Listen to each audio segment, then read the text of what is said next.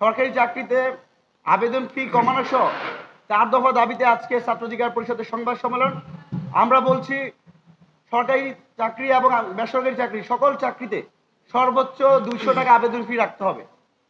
আমরা দেখতে পাচ্ছি সরকারি চাকরিতে যে নিয়োগ পরীক্ষাগুলো হচ্ছে সেখানে স্বচ্ছতা থাকে না এবং নিয়োগের যে দীর্ঘসূত্রিতা আমরা শুনতে পেয়েছি এবং বিভিন্ন তথ্যে জানতে পেরেছি।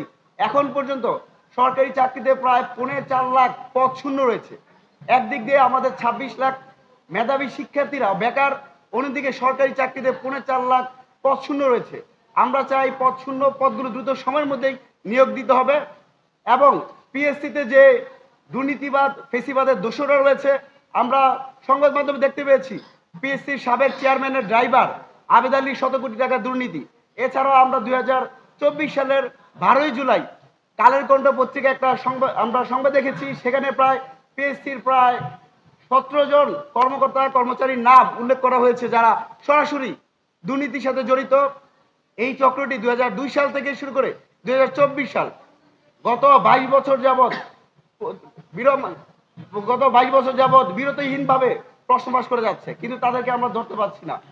আমরা সেই প্রশ্ন ফাঁসের সাথে জড়িত দুর্নীতিবাদ ফেসিবাদের দোষরদেরও পিএসসি থেকে অপসারণ দাবি জানাই।